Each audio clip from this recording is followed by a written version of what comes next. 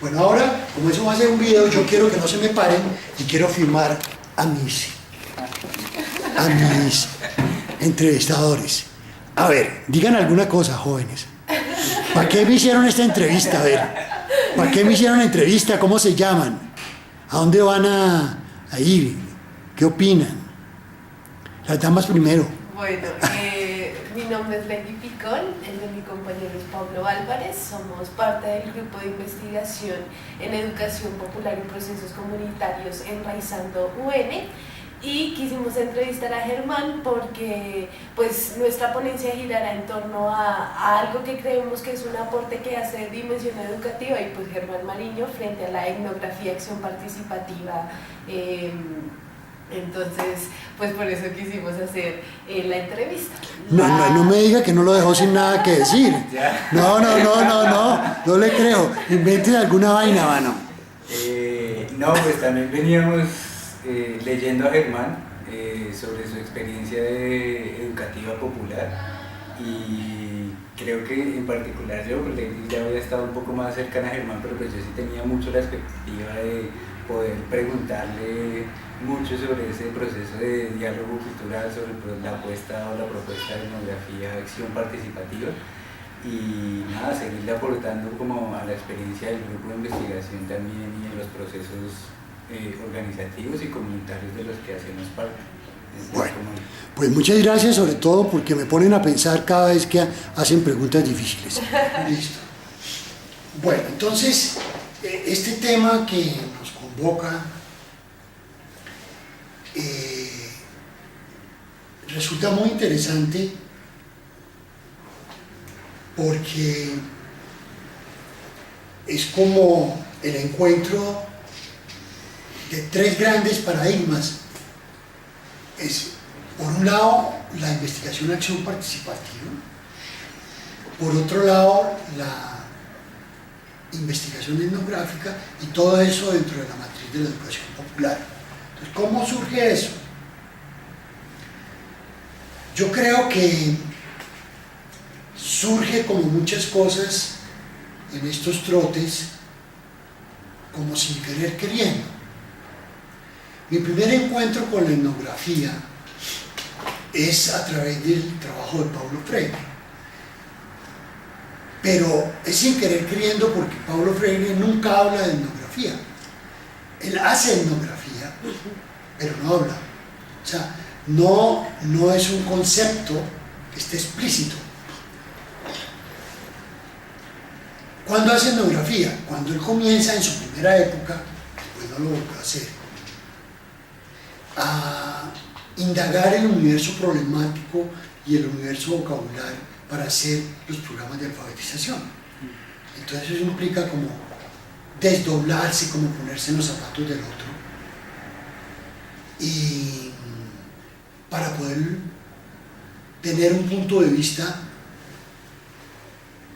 digamos, mucho más simétrico, y con eso construye pues las oraciones generadoras y arma todos los diálogos culturales.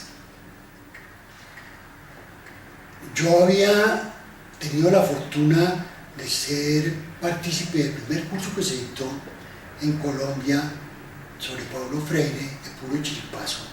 Yo estudiaba ingeniería electrónica, pero tenía una novia en trabajo social. No, mentiras, amigas. Y fui a caer allá, Ali Casira y Joao Bosco Pinto, de todo ese curso. A partir de eso, yo ubiqué a Freire y comencé a leerlo. E hice mi primer trabajo de Freire en una vereda de Boyacá, como en una especie de campamento universitario de la Javeriana, que se llamaba Mongua. Estuvimos allí, entre otras cosas, con Eduardo Pizarro. Por no sé qué factores eso nunca funcionó, pero alcanzamos a hacer la primera codificación. Y codificamos la palabra chicha, porque el curita estaba construyendo un exabrupto que era en una vereda perdida del municipio, hacer una gran construcción, una gran iglesia, y la hacían básicamente con bazares donde lo que se vendía eran chichas. Entonces esta era un poco la idea, donde nosotros lo hubiéramos implementado, nos hubieran sacado a sombrerazos, porque eso era ir contra el cura, ¿sí? No sé por qué razón no se pudo hacer, pero fue la primera experiencia. Eso implicó hacer de alguna manera una indagación sobre la problemática que estaba viviendo la comunidad campesina, donde eventualmente alfabetizaríamos. Con esa misma inercia, con ese mismo bagaje, vengo a Bogotá a trabajar con el padre Nicoló, que trabajaba con gamines, y entonces hago una cartilla para los gamines. Claro, no era fácil porque el freire que conocimos era un freire muy influenciado por todo un discurso humanista y por todo el existencialismo cristiano. Y entonces la mitad de las fichas de cultura que él llamaba eran fichas existencialistas. El hombre que se humaniza relacionándose con el mundo, pero el hombre en esa relación hace cultura. Era un discurso así de Jasper y todo el rollo que no permitía fácilmente bajarse a cómo diablos se hacía el trabajo de indagación para construir una cartilla. Pero bueno, un poquito por la intuición y a partir de los marcos que obviamente sí daba. Entonces comienzo a hacer un trabajo con los gamines. Aquí casualmente, porque estamos haciendo otro trabajo, tengo la cartilla de los gamines, que fue hecha quién sabe cuántos años hace, pero miren lo linda. Por ejemplo, la letra A, porque empezábamos con las vocales, era gallada, porque gallada es la unidad nuclear básica en que se juntan los niños para poder sobrevivir en la calle. Hoy ya está extrapolada y todo el mundo habla de gallada. El segundo era el repel, que eran las sobras que le daban en los restaurantes, y con eso trabajábamos la E. La O la trabajábamos con bobo.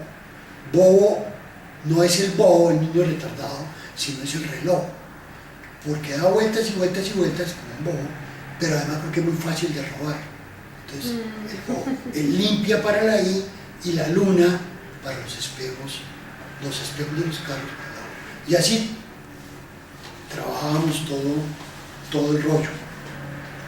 Entonces este freire que hacía etnografía sin saberlo comenzó a dejarnos ya huellas, experiencias, pero yo todavía no hablaba en esa época ni conocía la etnografía. Sin embargo, cuando se hace el cierre de las universidades, de las facultades de ciencias humanas, de muchas universidades, eso fue en el año 60 y algo, yo salgo unos meses después a formar parte de un equipo que trató de hacer la Universidad de Ciencia Humana, que era como la alternativa al cierre, y que estaba liderada por una familia emblemática hoy prácticamente desconocida, pero que jugó un papel muy importante en esa época, en la izquierda de esa época, que era la familia Zavala. Allí estaba Germán Zavala, que era un matemático, estaba Jaime, que era un psicólogo, y estaba Manuel, que era un antropólogo. ¿Por qué los nombro? Porque Germán fue como, digamos, el asesor del grupo Golconda. Tuvieron un periódico en la época de Camilo que se llamaba Frente Unido y trataba de aplicar algunos elementos de la etnografía a la construcción del periódico. Pero esa etnografía no es una herencia, no es una construcción de Germán, que era matemático, sino de Manuel, que es el antropólogo. ¿Sí? Entonces yo comienzo a dictar clases en la universidad, dicto clases de lógica, matemática y lógica dialéctica, en un experimento muy simpático, pero me encuentro con Manuel, que es el que dicta metodología de la investigación, y Manuel trabaja la etnografía. Claro, Manuel era una persona muy particular y se hace un rollo así absolutamente lunático de las triadas dialécticas, y entonces 90% de sus planteamientos son especulaciones simpáticas, sugestivas, pero absolutamente porosas, pero sin embargo alcanzo a encontrarme con que los antropólogos tenían una forma de trabajar que era la etnografía, y particularmente el diario de campo, porque el diario de campo era la herramienta que utilizaban los estudiantes de la Universidad de la Ciencia Humana para hacer su trabajo de campo. Entonces digo, miércoles, esto que yo venía haciendo desde Freire es realmente una propuesta etnográfica. Bien, después llegó a Nicaragua, y en Nicaragua a la cruzada de alfabetización, y allí hay un despelote gigantesco. Esto era un país muy atrasado, muy ruralizado, donde había 4 millones de habitantes y había 1 millón de analfabetas, ¿sí? Fundamentalmente campesinos. Y nosotros, pues, no teníamos, el equipo que llega nunca había tenido una campaña masiva. Nosotros teníamos experiencias en campañas micro, en los barrios. Y esto de trabajar con un país era un problema. Entonces hicimos una campaña piloto, donde sacamos las 5 primeras unidades de la cartilla y regamos grupos en diferentes lados de Nicaragua. Creo que esa es una de las lecturas que eventualmente, si no la han hecho, valdría la pena, que es el diario de campo en la cruzada de la Federación de Nicaragua. Está en mi página web. Bueno, ahora, lo único que conocíamos de diarios realmente completos era el diario del Che, pero el diario del Che era un producto acabado, pero nunca el Che decía cómo había usado, ni cómo había procesado, ni nada. Entonces nos servía, pero no nos servía para nada. Sin embargo, era un referente de que por ahí podría ser la cosa. Y a todos los muchachos del grupo piloto, que debían ser como unos 40, los mandamos a hacer diarios. Como Nicaragua es un país tan pequeño, al principio nosotros teníamos la oportunidad, el equipo que estaba en la coordinación nacional, de asistir semanal o quincenalmente a hacer el análisis y el procesamiento de los diarios. Era, por ejemplo, como ir de aquí a Fusagasugá. Había unos que estaban en la misma Managua. Había unos más lejanos, pero usted podía recorrer a Nicaragua en carro en 4 horas. Sin embargo, los ritmos con que trabajábamos eran salvajes, nosotros trabajábamos 14 horas diarias. Entonces, poco a poco, lo único que pudimos decirles a los muchachos es: mándenos los diarios. Mándenos y los procesamos. Y comenzamos a hacer el procesamiento muy intuitivamente, que básicamente era una categorización de la información. Es crear categorías, es sistematizar esa información a través de la generación de categorías que íbamos puliendo y que íbamos complementando. En el primer diario aparecían unas, en el segundo aparecían unas nuevas, en las siguientes algunas de las antiguas se subsumían en unas más generales, en fin. Pero llegamos a tener una información absolutamente maravillosa. Por ejemplo, nosotros descubrimos algo que a posteriori parece una imbecilidad, que es que se le iban a necesitar anteojos, ¿sí? Y los anteojos no estaban presupuestados.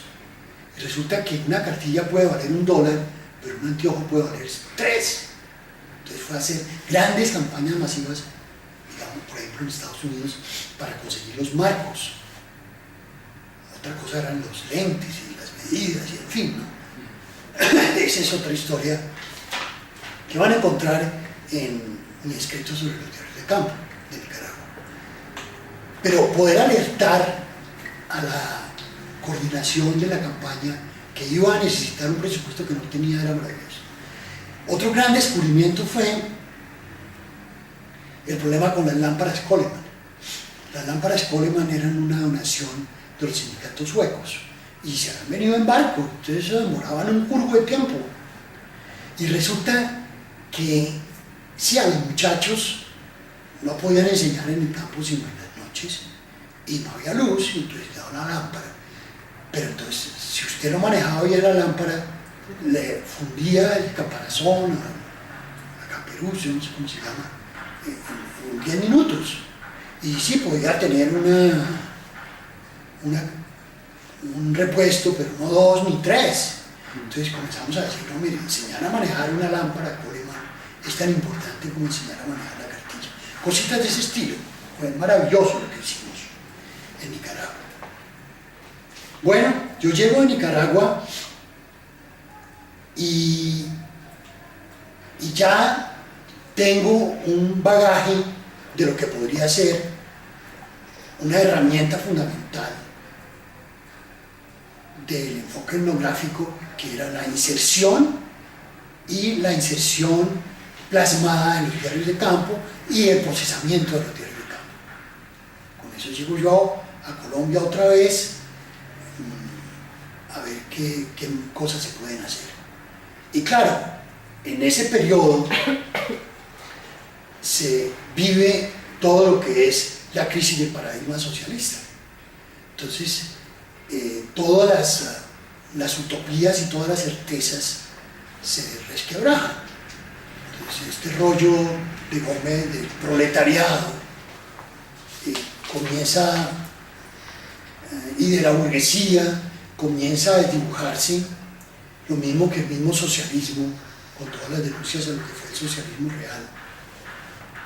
Y nos encontramos entonces con el sector informal de la economía, nos encontramos con lo que hoy día se denominarían los sectores subalternos, comienzan a aparecer otros actores como los indígenas, como las mujeres, comienzan a aparecer organizaciones distintas a las sindicales, como los movimientos sociales, en fin. Entonces esto había que aprenderlo todo de nuevo, casi como un antropólogo que se mete en unas islas por allá perdidas en el Pacífico, como Malinowski, y tiene que ver cómo es que se organiza esa comunidad. O aquí, Richard Matov, cómo diablos es que están los códigos, los salvajos, ¿sí? Así nos pasaba a nosotros. Nos encontramos con un universo completamente diferente. Entonces, en ese panorama,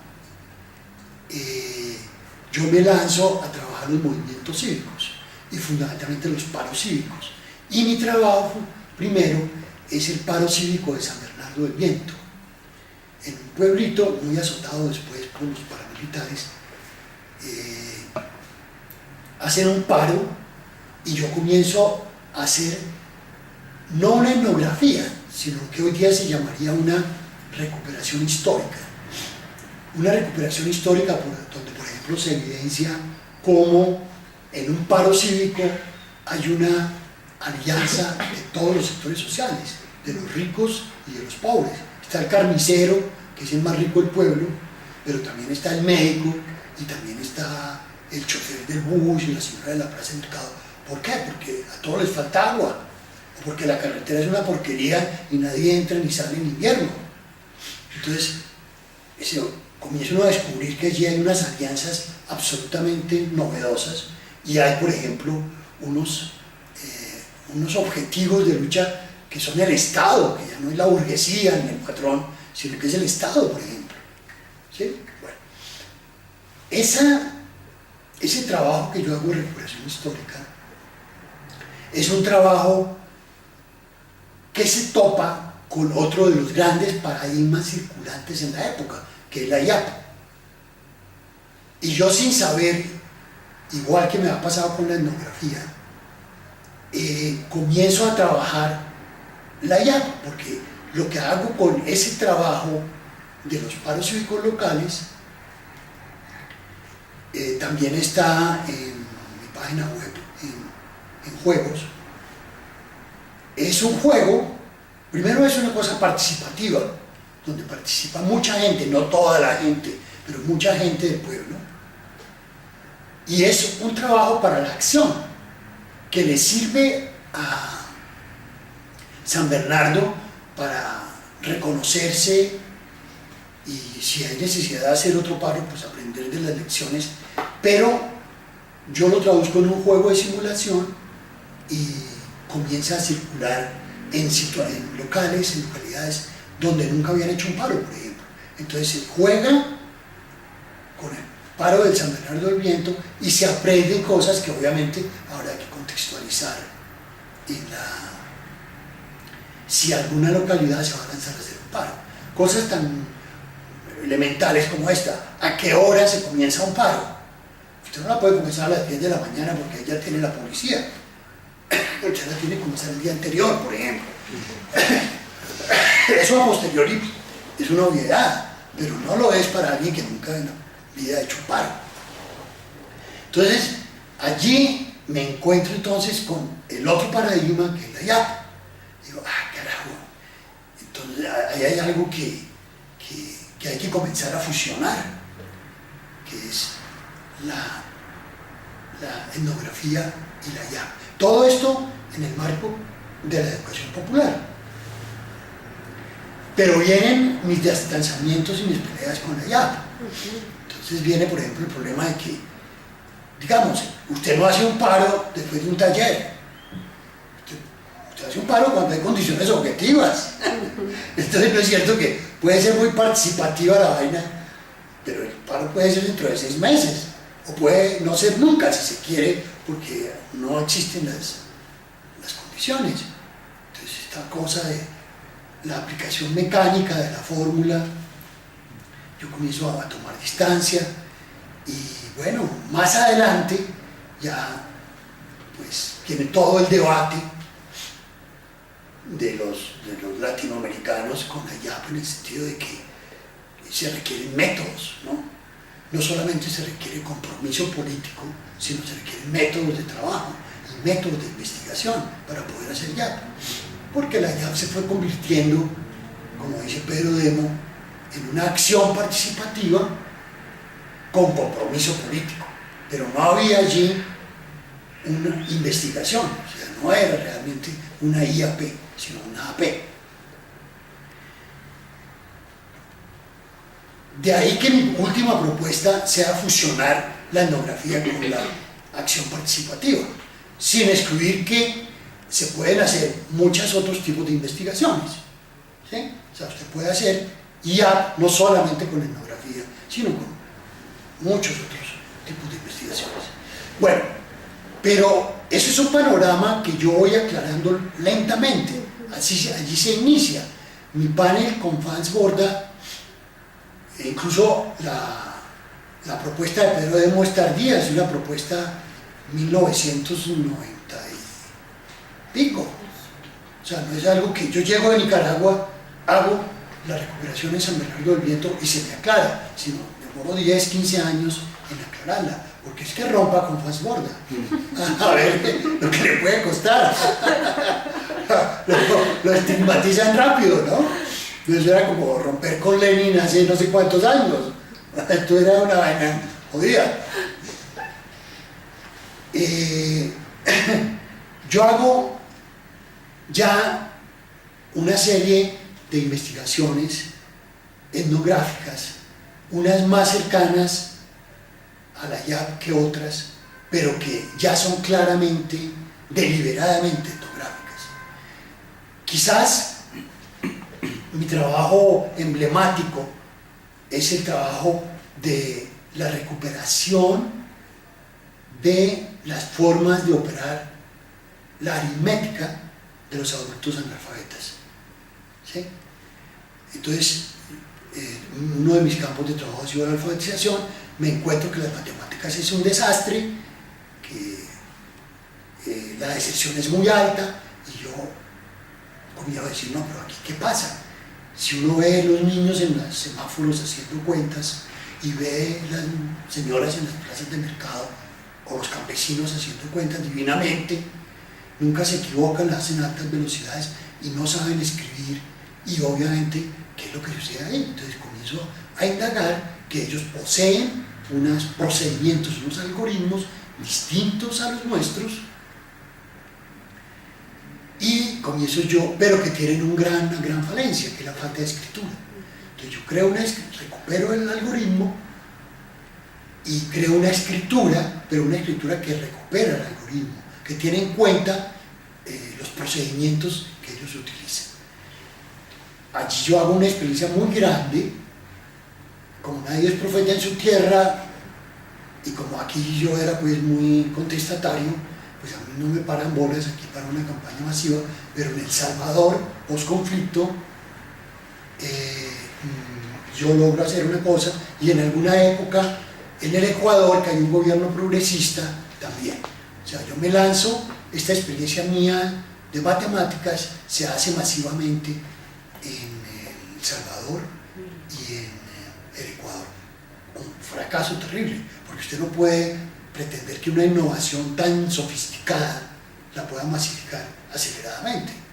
Esto es un lío, porque eso es cambiarle la mentalidad a todos los alfabetizadores y a todos los coordinadores de la alfabetización, que son los maestros clásicos, que han enseñado de otra manera. Esto fue terrible. Pero bueno, de todos modos, era un intento de que una investigación etnográfica se volviera acción, que tuviera un impacto sobre. En ese sentido, seguía en la línea de articular etnografía con investigación-acción. No te recuerdo en el tiempo necesariamente si se da antes o paralelo el trabajo en las plazas de mercado. Ya es un trabajo muy académico, yo comienzo a dictar clases en un posgrado en una universidad, y entonces aquí ya me toca hacer un esfuerzo por, digamos, escribir y hacerle una metalectura a mi trabajo, ¿sí? Hacemos un trabajo muy lindo en 5 plazas de mercado de Bogotá, que curiosamente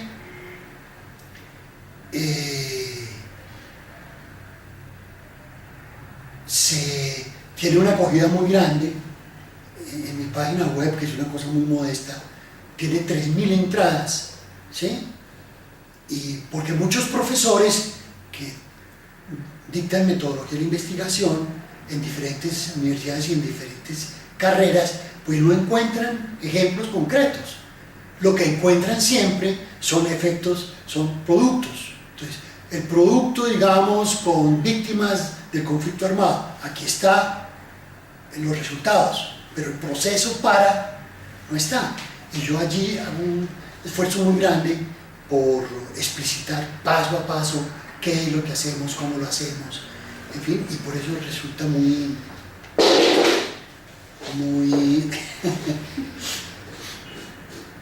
acogido. Finalmente, lo último que bueno, ahí ya digamos que tengo como mucho más claro, desde hace digamos unos 8 años, 10 años, que una alternativa sería la EAP. Insisto que una no más, porque hay muchas formas de investigar. Y el enfoque y los instrumentos de investigación dependen digamos, de lo que yo voy a investigar. Si yo quiero investigar nutrición en los niños, pues para eso cojo es una regla y una pesa, ¿sí? ¿Cuánto miden y cuántos kilos pesan? No voy a hacer un trabajo etnográfico, digamos. Ahora, si yo quiero averiguar por qué comen y por qué no comen, en fin, eso ya es otra carreta. Entonces hay que irse con el dispositivo adecuado.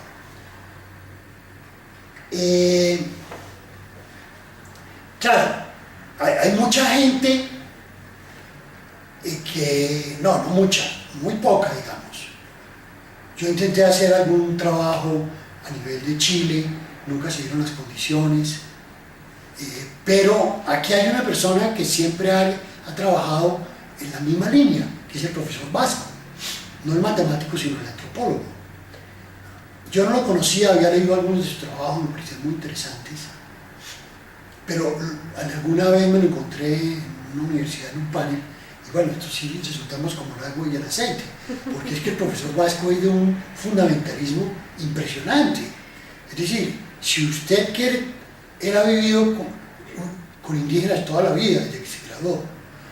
Entonces, si usted no vive como un indígena y con los indígenas, usted no puede hacer ninguna investigación sobre el problema indígena.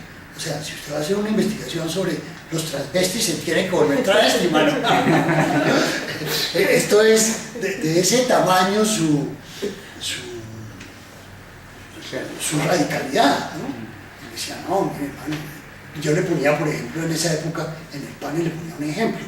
No me diga que esa es la única ni la mejor manera de hacer, ni con esas condiciones. Mire lo que está haciendo la revista cuando existía, no, Cambio, que la cierran, ¿no? ¿Era Cambio? Sí. La cierran porque destapan Agropecio Seguro. Dos periodistas se ponen a investigar qué carajo de participación, ni qué etnografía, ni qué IA investigan y ponen al gobierno en jaque. Ponen al gobierno de Uribe en jaque, a punto que tienen que cerrar la revista. O sea, yo le ponía ese ejemplo, no cuidémonos de magnificar las formas de investigación, porque eso no es cierto. Esa investigación de dos periodistas que ni sé los nombres puede tener más impacto sobre un país que todas las IAP que hayamos hecho los 4.000 locos desde hace 10 años, ¿sí? Estos gastaron 4 meses haciéndolas solos. De golpe en los escritorios y en las notarías y en los ministerios. Bueno, es una lástima porque yo sí pensé que era una persona con la que convergíamos y yo creo que conceptualmente convergemos. Más que IAP, hay que abrir un capítulo que es la EAP. Donde diferimos es en los modus operandi, ¿sí? Pero bueno, yo no le conozco a él sino a una que otra ponencia donde nunca ha explicitado métodos específicos de trabajo y cosas por el estilo. Pero me supongo, y fue muy grato para mí, encontrarme con otro loco que pensaba lo mismo que yo, porque no es algo muy difundido en América Latina, ¿no? Sigue habiendo mucha etnografía. No sé, aquí, Elsie Rowell en México, Verónica Edwards en Chile, hicieron mucha etnografía sobre la escuela, sobre el campo educativo. Elsie Rowell con el marco gramsciano, entonces uno decía, pero miércoles, una etnografía tan amarrada ya a una filosofía como la de Gramsci, yo no sé hasta dónde es tan fácil de llevar a cabo. Verónica Edwards, cerca a la educación popular, muy cerca, pero eran etnografías. Nunca ellas, yo no digo que no conocieran, pero nunca se acercaron a la IAP. Y sí, los otros eran informantes, como en el estilo clásico, y la información servía para publicar y llevar a algún congreso, y si eventualmente más adelante o si se podía usar como muy interesante, y si no, pues se cumplía y se votaba en esa misma cosa. Ya para terminar, la última, digamos como el último refinamiento conceptual, es algo que yo encontré, y un poco también sin querer queriendo, me estoy pareciendo más al Chavo del Ocho de lo que pensaba, es con mi investigación sobre el recreo. Nosotros hicimos una investigación con 3 escuelas, colegios de Bogotá, ¿sí? Y la hicimos con la participación de los maestros sobre los recreos. ¿Qué pasaba en un recreo? Eso es hermoso porque en un recreo, pues por ejemplo, se da el bullying, ¿sí? Se dan los noviazgos, en un recreo se hace todo, ¿no? Se dan las competencias deportivas. El recreo puede ser más importante que lo que sucede en el aula, y eso es un universo absolutamente desconocido. Bellísimo. Pero ¿qué encontré? De golpe, en algún debate, en algún lado, alguien me dijo, pero si es que eso que usted está haciendo no es ya. Le dije, usted tiene razón. Porque allí los que participaron fueron los maestros, ¿sí? Los diarios de campo los hacían los maestros, el análisis de la información la hacíamos con los maestros, y los muchachos de los colegios participaron de manera muy tangencial. Y yo le dije, sí, esta última investigación, en esa época, no hace mucho, 6 años, es una investigación con maestros. Y descubro que realmente existe una corriente, que es la investigación-acción del profesorado, una corriente inglesa que ha manejado Stenhouse. O sea, como que en esta vida no se puede hacer nada por fuera de los grandes epistemes, así usted no sepa en qué episteme está subsumido. Pero en Australia, Kenny se está haciendo algo parecido a lo que está haciendo Stenhouse en Inglaterra, o lo que estaba haciendo yo aquí en Bogotá. No sabíamos, pero estábamos convergiendo porque los paradigmas se iban juntando. Entonces ahí yo encuentro que hay que comenzar a hacer un deslinde entre lo que es la herencia sociológica, no en vano, Franz Borda es un sociólogo, y lo que es lo específicamente educativo, que estaría más por el lado de Freire, o más cercano a lo que podría ser Stenhouse. Yo no digo que de ahora en adelante solo voy a hacer investigación-acción del profesorado, o etnografía con el profesorado.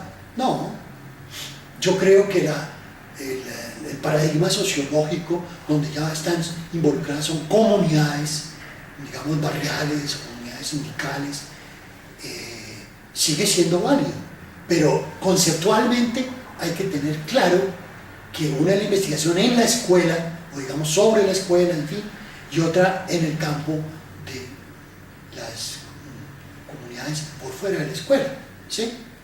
Ese es como, digamos, el último enredo, deslinde conceptual que yo he logrado.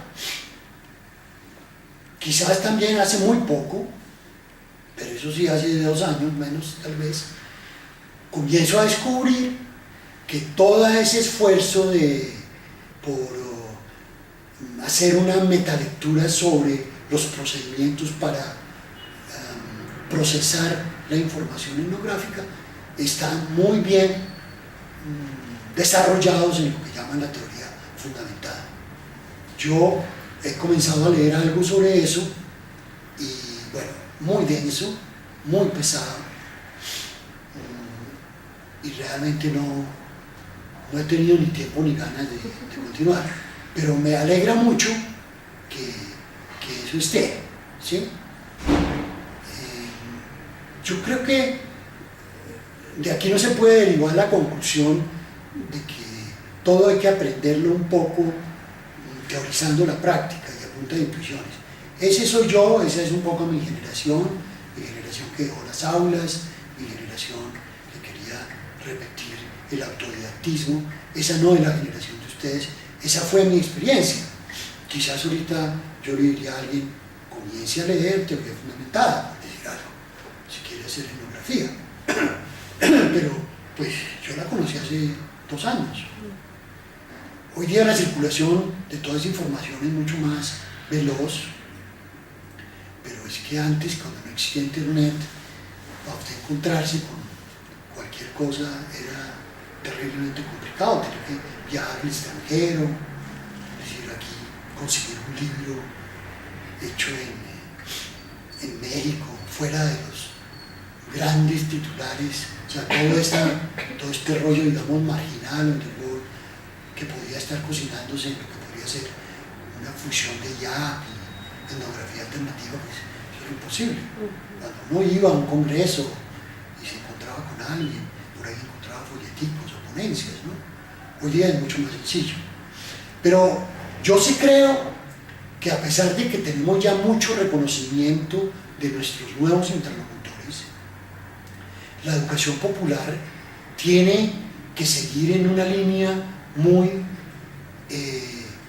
EAP, que son como, yo diría, dos grandes legados de América Latina. Eso no significa que nosotros hayamos descubierto la etnografía, y más aún, ni siquiera que hayamos descubierto la IAP.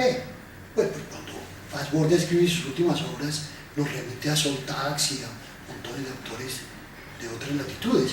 Lo que sí hemos nosotros hecho, como latinoamericanos, es darle una utilización, un enfoque, una lectura diferente. Solo, por ejemplo, unir esos dos grandes paradigmas, eso implica ya un salto cualitativo, ¿sí? Utilizar el enfoque de AP para cuestionar el establecimiento es también algo que no hicieron Soltax en su época, porque lo que necesitaba en esa época, cuando se estaba en la Segunda Guerra Mundial, se inicia la investigación acción participativa en Estados Unidos, es resolver problemas a altísima velocidad, pero para poder enfrentar el problema de la guerra, ¿sí? Muy distinto a lo que nosotros estamos usando la IAP en este momento. Bueno, entonces creo que esa ha sido mi sinopsis. Hice bien la tarea, espero. Y si tienen alguna pregunta, con mucho gusto.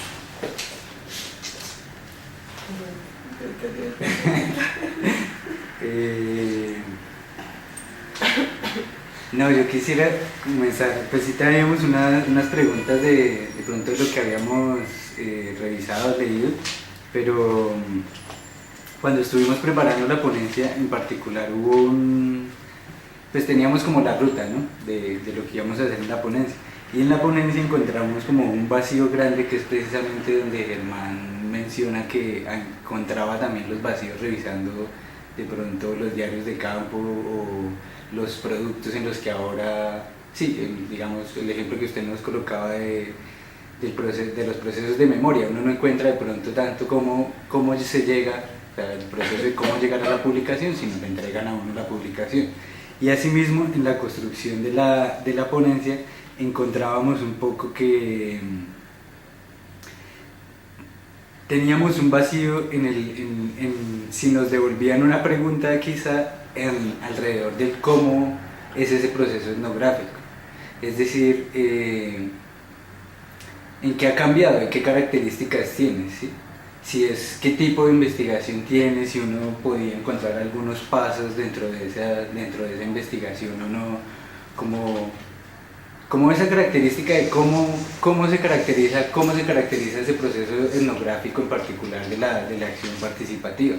También eso nos lo preguntábamos porque nosotros entendíamos también que en el proceso de pronto que había vivido Germán o que habían vivido Dimensión Educativa los educadores populares, la investigación acción participativa también vino como una respuesta a esas investigaciones que se distanciaban de pronto de los procesos sociales, de los procesos comunitarios e intentaban conectarse más con la realidad o con las transformaciones sociales. Y la investigación acción participativa había surgido también por eso, como por una etnografía distante de la realidad y más ligada a la academia, y que no respetaba o no consideraba a su interlocutor como un interlocutor, sino como un mero informante. Y esa había sido la respuesta. como, ¿usted lo considera solo informante? No, pues vea, la investigación acción participativa vino para considerarlo como un interlocutor válido. Pero entonces, ¿por qué la pregunta ahí era hacia la etnografía? Como, ¿qué de esta propuesta de etnografía acción participativa en su proceso, entre el cómo se hace la etnografía acción participativa, qué elementos tiene? ¿Cómo hacer esa etnografía acción participativa? Sí, y complementando una cosita chiquita, era como que hicimos un ejercicio de poder, digamos, hablar de lo metodológico de esta propuesta y en ese sentido, pues digamos, decir como parte de unos principios, un poco lo que está hablando Pablo pues de cómo se lee el papel del investigador, cómo se lee el papel de la comunidad, o bueno, digamos, de unos principios base, luego de unas herramientas que tú, pues digamos, señalas muy bien: el diario de campo, la observación participante, las entrevistas a profundidad, bueno, digamos, esto que los métodos cualitativos pues también pueden aportar. Y digamos que en donde teníamos más dudas no era tanto en los principios ni en las herramientas, sino en ese proceso. O sea, conformamos un equipo, ese equipo de quienes hacen parte de ese equipo, luego qué hacen, o sea, cómo se codifica. Estaba también la esta de la evolución sistemática que plantea la IAP, y pues que la etnografía pensaríamos un poco sería una cosa más de que esa evolución se hace siempre, todo el tiempo, digamos, en esas reuniones con la comunidad que a veces plantea Vasco, pero sí como que hay muchas dudas de ese procedimiento, ¿no? Tú en algunos de los libros hablabas de cómo Paulo Freire pues tenía un equipo donde estaban, digamos, los educadores y otras personas de la comunidad, y a partir de lo que hacía el equipo con los diarios de campo, pues se hacían unas codificaciones que partían de primero con un grupo de la comunidad, luego con un grupo más grande, y luego una tercera codificación donde estaba toda la gente, ¿no? La confrontación, y él hablaba, digamos, en términos de codificación, pero sí creemos que ahí hay como, o pues que nosotras no hemos encontrado bien cómo es ese proceso, si más o menos hay algunas pistas o claves frente a eso. Sí, el problema más complicado siempre son los cómo, ¿no? Yo creo que, a ver,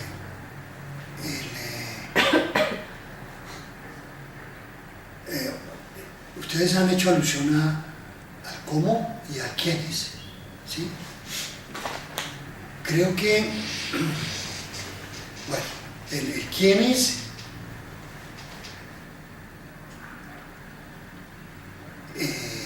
hay que pasarlo críticamente por un sedazo que yo he llamado las 4 Ts, que no es posible que todos hagamos todo el tiempo, que es un poco como una fetiche del activismo que a veces se da muy fuerte en la IAP, ¿no?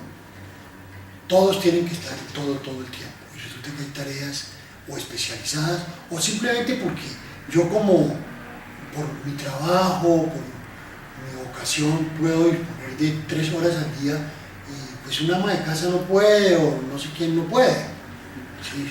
3 horas cada mes.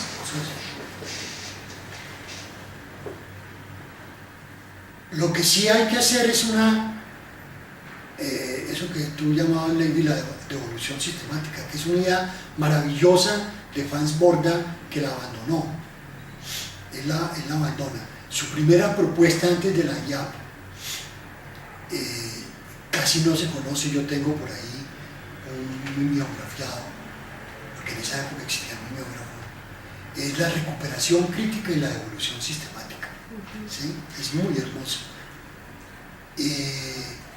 Recuperación crítica, ¿sí? O sea, no hay que tragar entero, y además, pero sí hay que hacer recuperación, y hay que hacer una devolución sistemática permanente, o más que una devolución sistemática que aluda a lo permanente, una devolución en forma sistematizada, ¿sí? Que es un poco también lo que hace Freire.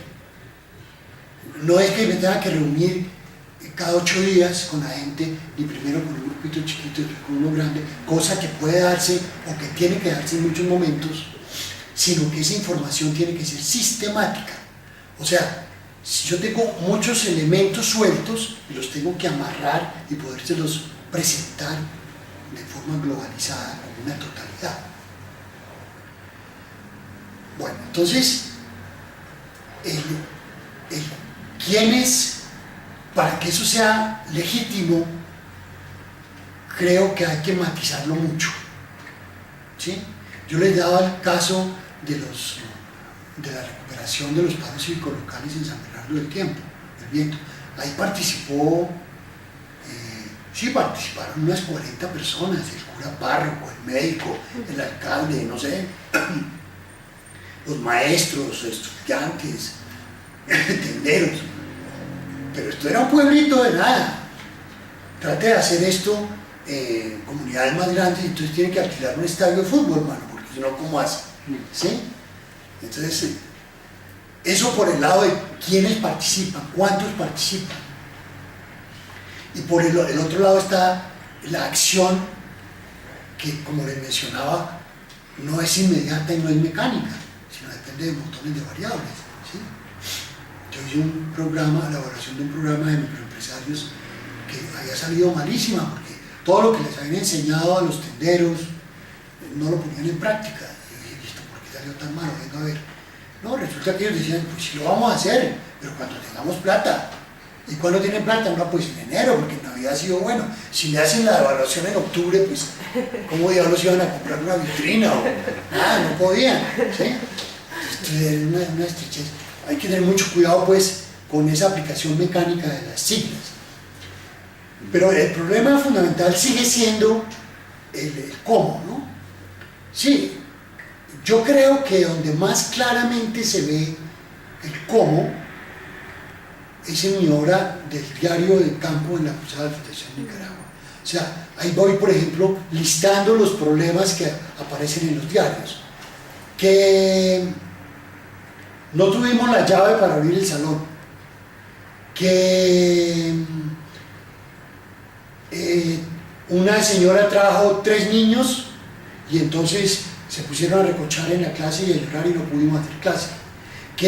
Y entonces ese listado absolutamente disperso se va viendo en el trabajo cómo se vuelve, por ejemplo, cajones. Entonces en un cajón están los obstáculos, digamos, operativos. Pero hay otro cajón que es el problema didáctico y hay otro cajón que es el problema de seguridad y el otro que es el problema político y el otro que es el problema no sé qué. Entonces usted va comenzando a abrir y a organizar esa información que al principio es absolutamente caótica. Ahí se ve muy bien.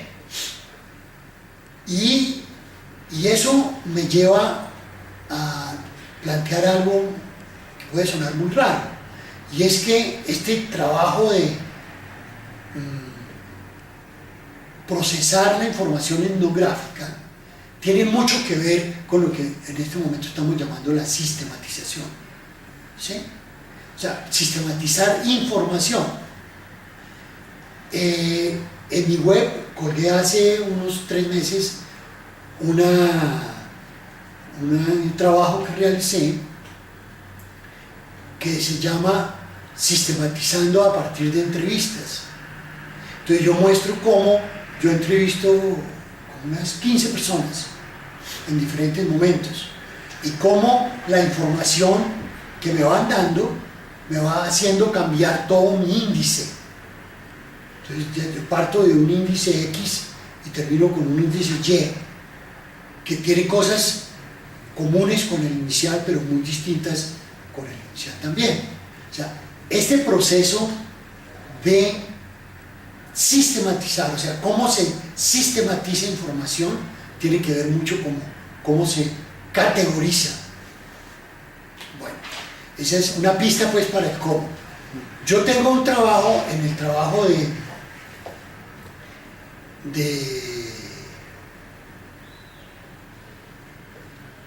también de sistematización que hice con una serie de grupos que trabajan con reinsertados, yo explico cómo se hizo la sistematización.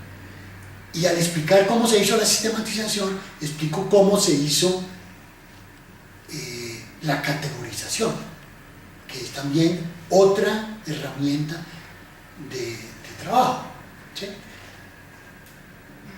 Ahora, mapas un poco más amplios que la simple categorización, que es central, que es el corazón.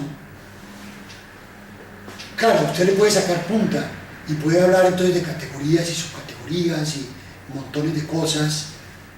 Tengo también un trabajo muy interesante donde yo hago un análisis crítico de cómo se hacen las sistematizaciones. Un trabajo sobre los jardines infantiles de Bogotá. Contratan 4 universidades, las universidades hacen las clasificaciones de la información que obtienen, y entonces yo comienzo a ver cómo hacen mal las clasificaciones, algunas, no todas, algunas son soberbias, ¿sí? O sea, toda esa reflexión que no se reduce a crear categorías, sino cómo se crean bien las categorías y cómo se amarran categorías para armar estructuras. Eso es clave para poder decir cómo proceso la información. Pero hay también discursos más amplios que tienen que ver mucho con lo operativo. Por ejemplo, en el recreo. En el recreo yo planteo 2 grandes momentos. Esto es una investigación que se hace con 3 maestros. Yo planteo un momento de investigación propiamente dicho a partir de la inserción en los recreos y en los diarios de campo, y de entrevistas y de observaciones. Por ejemplo, ellos comienzan a observar que se juega plata a escondidas en los recreos, o que se vende comida y todos los choques con el de la tienda porque le hacen competencia. Bueno, y hay un momento, además, un momento de investigación, pero hay un momento de planificación de la acción. Entonces ellos encuentran el problema, por ejemplo, el problema de la tienda. Encuentran que los más pequeños se pasan el 80% del recreo haciendo cola. Y ya cuando van a llegar, llegan los grandes, se les cuelan y se jodieron. Entonces todo el recreo es haciendo cola y muchas veces no pueden comprar el roscón que van a comprar. ¿Y por qué no hay sino una cola? Porque es que el dueño o el arrendatario de la tienda no va a pagar más que un empleado. Entonces, ese es un problema. Le están robando el recreo a los chiquitos. Entonces, la acción que surge de ese diagnóstico, digamos, participativo, entre comillas, es presionar para que al próximo arrendatario de la tienda se le exija que haga 2 colas, una para los grandes y otra para los chiquitos, o por género, o lo que sea. O el problema, bueno, esa por decir algo. Otro problema, en muchos de los colegios distritales, los castigados recogen lo que la gente ha botado al piso en los recreos. Les decimos, el aseo no puede ser un objeto de castigo, ¿sí? Entonces hay que educar para que no se boten vainas al piso, sino se boten en las canecas, y entonces eso hay que transformarlo y hacer unas explicaciones y unas campañas. O sea, hay un momento como de investigación y hay un momento como de acción. No es que se hagan simultáneamente, sino que se hacen separadamente en el tiempo, por una cuestión cronológica. Usted tiene, por ejemplo, 3 meses de investigación, primer semestre escolar que dura 3 meses, pues, y otros 3 meses para implementar las medidas que piensa que pueden transformar y mejorar esa realidad, ¿sí? O sea, hay que hacer mapas de ese estilo, porque no todo es la carreta epistemológica o política. Hay carretas operativas que son claves, porque si no... Pero en el recreo está muy bien explicado. Además está bien explicado cuándo nos reuníamos. Por ejemplo, pues sí, yo fui algunas veces a los colegios. pero fundamentalmente los que hacían el trabajo de observación y de diario eran los maestros, pero ellos se reunían cada semana y ellos no hacían el diario in situ, o sea, no lo hacían en el recreo, porque ¿cómo? Lo hacían, muchos de ellos lo hacían en el bus o en la buseta cuando se desplazaban a sus casas. Lo que hacían era una memoria mnemotécnica, palabras claves que les iban a servir para evocar. Y yo me reunía con ellos después de que ellos se habían reunido, o sea, yo me reunía con ellos cada 15 días, pero ellos se reunían cada 8 días. O sea, cuestiones así muy operativas. Lo otro es, ya para la acción, pues eso es una convocatoria que no se puede hacer desde 3 maestros, sino que hay que convocar toda la comunidad educativa y allí la participación es mucho más amplia. Pero creo que eso hay que construirlo a la medida de cada uno de los problemas concretos que se están trabajando, con quiénes se está trabajando, en dónde, cuáles son las condiciones. Hay que crearlas, ¿no? Pero obviamente esos ejemplos sirven y dan algunas pistas. Y en ese caso es que también nos preguntamos, son cosas pequeñas, pero por ejemplo la elaboración del documento y la elaboración, por ejemplo, de la planificación de la acción. Sí, uno tiene una idea de que si eso no lo hacen todos, eso no es participativo, ¿no? Pero ponga a escribir a usted póngase usted a escribir. Un estudiante que ha escrito millones de informes y de vainas, ¿ah? Y le cuesta trabajo, a los profesionales también les cuesta mucho trabajo escribir. Ponga pues aquí a una señora del barrio a escribir. No, ella le puede hacer una grabación y después la transcribe, después se la lee, en fin, ¿no? Ahí hay que también tener en cuenta cosas como esas, ¿no? O sea, a veces usted hace vainas muy participativas que en el fondo resultan que se oye poco al otro, ¿sí?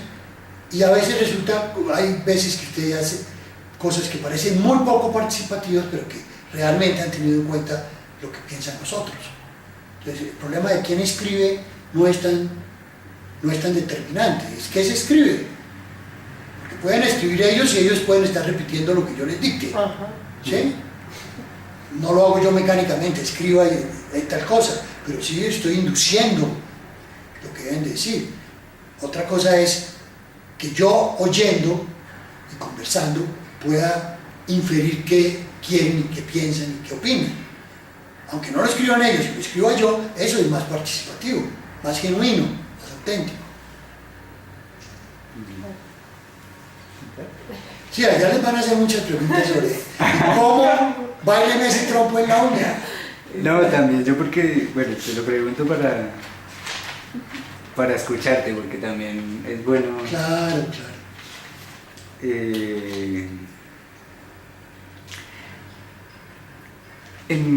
Una preguntita más, en ese escuchar al otro, pues las herramientas de la etnografía, pues del escuchar y de tenerlo como un interlocutor, ¿no? Las herramientas de la etnografía que mencionábamos, pues era como observación, las entrevistas, diario de campo.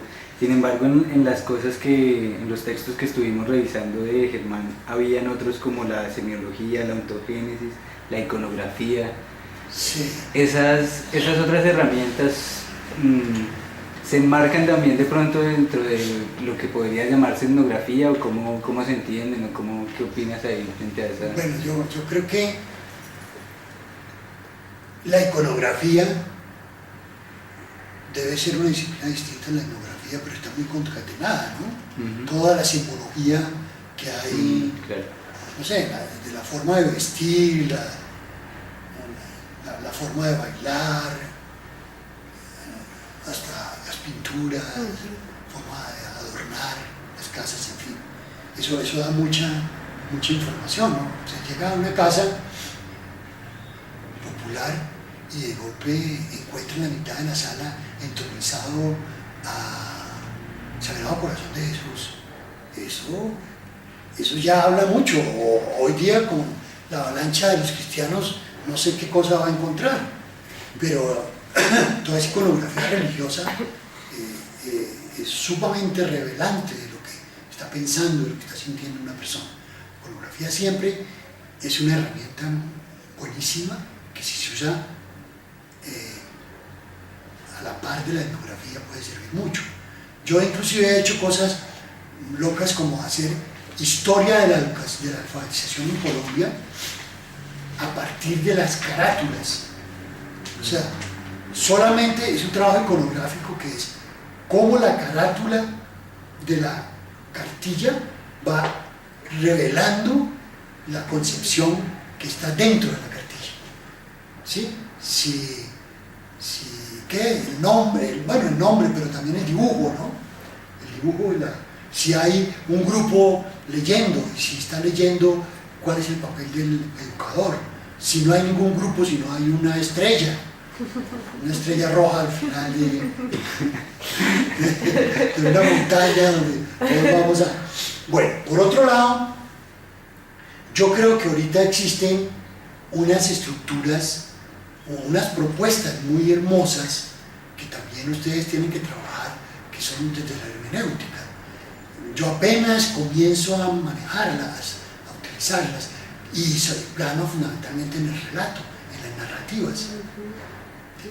E inclusive me he topado y me ha dado mucha riqueza una herramienta fenomenológica que es la anécdota. ¿Sí? Entonces, ya buscando anécdotas que la gente cuenta con mucha más facilidad de lo que uno cree.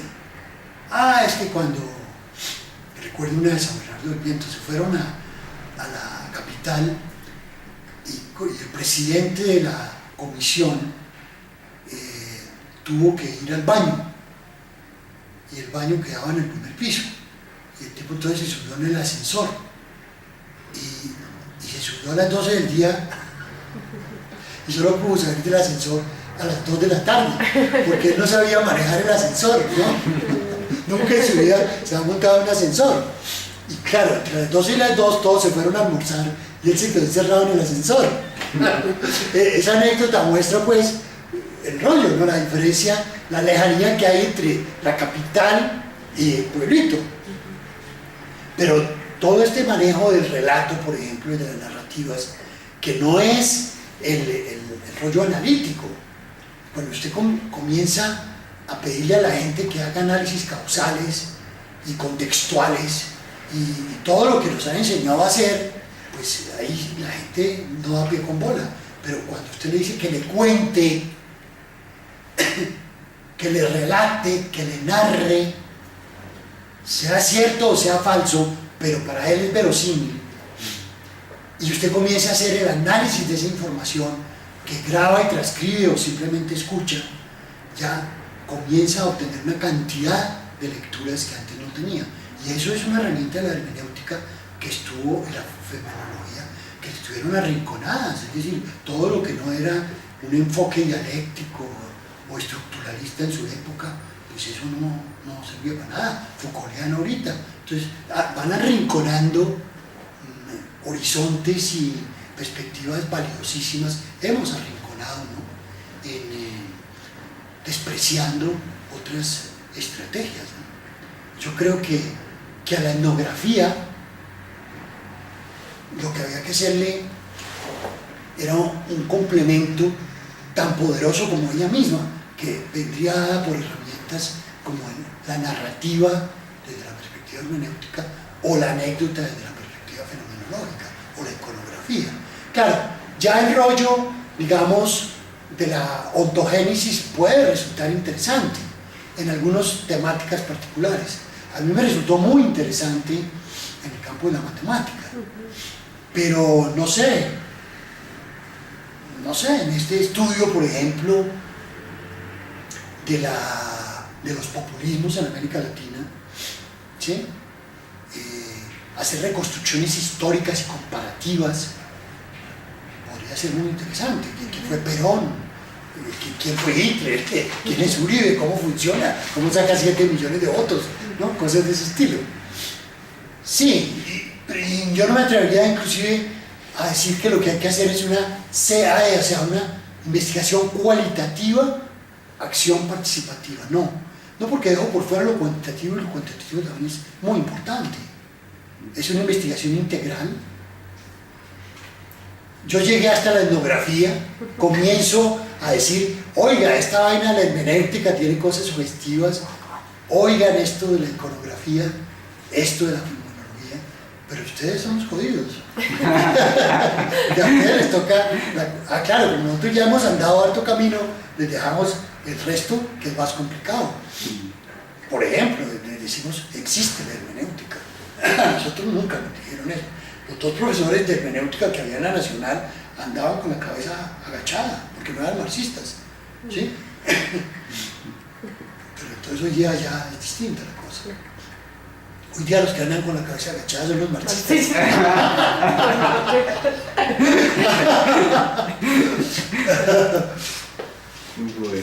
Bueno. Creo que una última preguntita, que también habíamos comentado con Pablo, es que pues efectivamente en la ponencia lo que vamos a intentar hacer es pues reconocer un poco cómo tú has utilizado la etnografía de acción participativa en el proceso, digamos, de diálogo cultural o de hacer operativo el diálogo en educación, ¿no? Y entonces, pues ahí, digamos, también, pues porque obviamente hay un interés como, pues, personas que están trabajando en la educación popular, pues también va a haber una parte de la ponencia donde vamos a decir, bueno, la etnografía de acción participativa es un pasito para todo lo que significa el diálogo en educación. Oiga, pero me leyeron mejor de lo que yo leí. Claro, claro. Eso que estás planteando es súper importante. Es decir, finalmente, la etnografía es una herramienta, un enfoque, ahí también hay un debate, sí. Para poder construir un interlocutor, ¿no? Sí. ¿Sí? Reconocer un interlocutor, que es indispensable para poder dialogar. Ajá. Si nosotros no conocemos la mentalidad, si no conocemos los sentimientos, los amores y los odios de nuestro interlocutor, pues no podemos dialogar con él. Entonces es el camino para implementar el diálogo, que es lo que yo planteo, no lo planteé aquí, pero ustedes sí me lo hacen recordar en el caso de mi autobiografía intelectual, la necesidad de la etnografía para poder construir un diálogo. Ajá. Y entonces ahora sí la pregunta iría un poco, bueno, ya digamos, hemos desarrollado todos los pasos y nos encontramos con esto que tú planteas de en el aula no generar conflictos sino desequilibrio, ¿sí? Un poco el conflicto por el efecto de complacencia y el desequilibrio como una cosa, si se quiere, más colectiva que lleva un poco luego a la negociación, ¿sí? Sí. Pero digamos que ahí, no sé si hay algunas pistas, discutíamos con Pablo un poco, bueno, ¿cómo hacemos un escenario de desequilibrio y no uno de conflicto? Pensamos que un poco la respuesta podría ser, pues eso el proceso investigativo en últimas te va a dar las pistas para ver cómo yo aquí desequilibrio a las personas que están participando en el proceso educativo. Digamos que las pistas un poco también las da ese proceso anterior. Pero si pudiéramos tener algunas pistas como más generales de cómo generamos ese desequilibrio y no un escenario de conflicto, porque a veces nos parece que es como difícil. Pues miren, por fortuna, yo todos los días me replanteo. A veces amanezco muy cansado y entonces no. Pero en el último cosito que escribí, ahorita les doy sacamos una fotocopia, un par de páginas. Yo no solamente me replanteo el tema del conflicto cognitivo piagetiano, porque genera todos, o el efecto complacencia o el despelote de la gente. Siempre hay matoneo en eso, porque hay uno que tiene más capacidad de hablar, en fin, ¿no? Más estatus, más poder. No solamente me replanteo eso, sino también me replanteo el desequilibrio cognitivo. ¿Por por dos razones. Primero, porque, acuérdense ustedes, hace muchos años hablamos de diálogo de saberes y nos dimos cuenta de que esa es una inercia moderna, porque está todo referido a la cabeza, a lo cognitivo, al saber. Y lo que hay que hablar es de diálogo de culturas, ¿sí? Cuando tú hablas de diálogo de culturas, estás metiendo las creencias, ¿sí? Estás metiendo elementos socioemocionales, tradiciones que no son solamente cognitivas, ¿sí? Entonces, desequilibrio cognitivo nos mete en el rollo piagetiano, que el hombre es cabeza y el hombre no es solo cabeza. Está pues Maturana, por decir algo, con todo el rollo emocional, y está pues todo el planteamiento cultural, por un lado. Y por otro lado, el concepto de negociación. No, es que ustedes se jodieron. Si yo ya estoy cambiando cada 15 días. Ustedes hagan la ponencia así como estaba. Es que el concepto de negociación de Brunner es un concepto bastante altivo. Es muy lindo, pero pienso que hay que ampliarlo al concepto de ampliación de horizontes de sentido de Gadamer, que es una propuesta hermenéutica. O sea, yo ya debo bajarme de la nube de que llego a un taller, lo hago bien hecho, y al hacerlo bien hecho, a través de desequilibrios, logro que la gente piense como yo había planeado que pensaba. No, yo ya me bajé de esa nube. Yo pienso que yo llego a un taller, logro que la gente plantee lo que piense, lo que piensa, y que en esa conversación entre ellos y conmigo también, yo involucrado, se modifiquen posiciones. Pero ¿a dónde llegan? Ni sé ni me importa, porque es una pretensión muy grande creer que yo puedo cambiar un punto de vista en 15 minutos, ¿sí? Si la gente cambia en algo, eso ya es importante. El ejemplo que les voy a dar ahorita es muy lindo, lo terminé de escribir la semana pasada.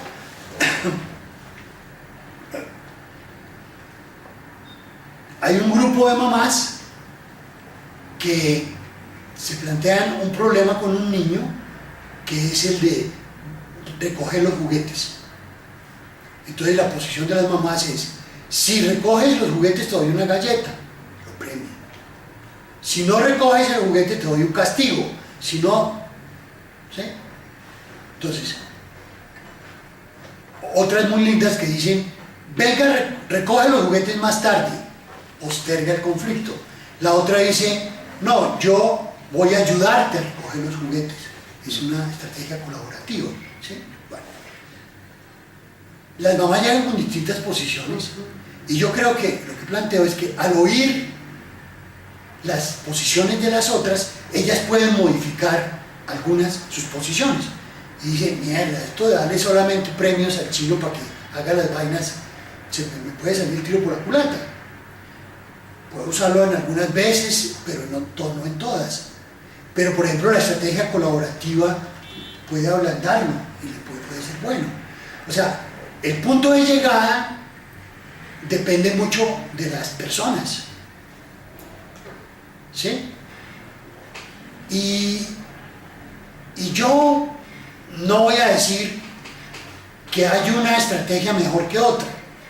Yo voy a decir que hay distintas estrategias, no voy a caer en el relativismo cultural tampoco, y que las implicaciones de las distintas estrategias podrían ser estas. Ahorita le doy una galleta, pero cuando sea adolescente y me pida un celular y yo no tengo plata para comprarme el celular, entonces me jodí, ¿sí? O sea, en primer lugar hay que cambiar la categoría de diálogo de saberes por diálogo de culturas. Y en segundo lugar, hay que cambiar el concepto de negociación por algo más bondadoso, que es la ampliación del horizonte, y dejarlo ahí. Yo le amplío su horizonte, le amplío a las madres el horizonte de posibilidades de cómo trabajar el problema de recoger los juguetes, pero no necesariamente negocio con ellas unas fórmulas particulares para recoger los juguetes. O sea, eso me parece que es una ilusión pedagógica. ¿Sí? O sea, miren cómo hay que ir afinando y hay que ir reconstruyendo las cosas. Y claro, eso hay que meterle reflexión, pero también como mucha reflexión a la práctica. Comenzar uno a decir, esto que le estoy contando es un taller que viví en Santa Marta, en uno de los trabajos que estoy haciendo. Pero yo, ¿qué estoy haciendo aquí? Entonces yo voy a decir, aquí lo que hay que es, si no recoges los juguetes, te jodiste, digo yo eso. ¿Acaso puedo abrogarme yo ese derecho? O el derecho a, de golpe me encuentro yo con una población que el 80% son cristianos, entonces yo les voy a decir que no sean cristianos, o que el 80% votó por Uribe, y cómo manejo yo eso. ¿Sí? O sea, creo que justamente la hermenéutica tiene unas categorizaciones bellísimas. O sea, este rollo metodológico de la narración y este rollo, digamos, teleológico, no teológico, sino del fin de ampliar horizontes y no necesariamente cerrar, ni siquiera a partir de negociaciones, ni siquiera, sino no cerrar, sino dejar abierto, me parece más libertario, no sé.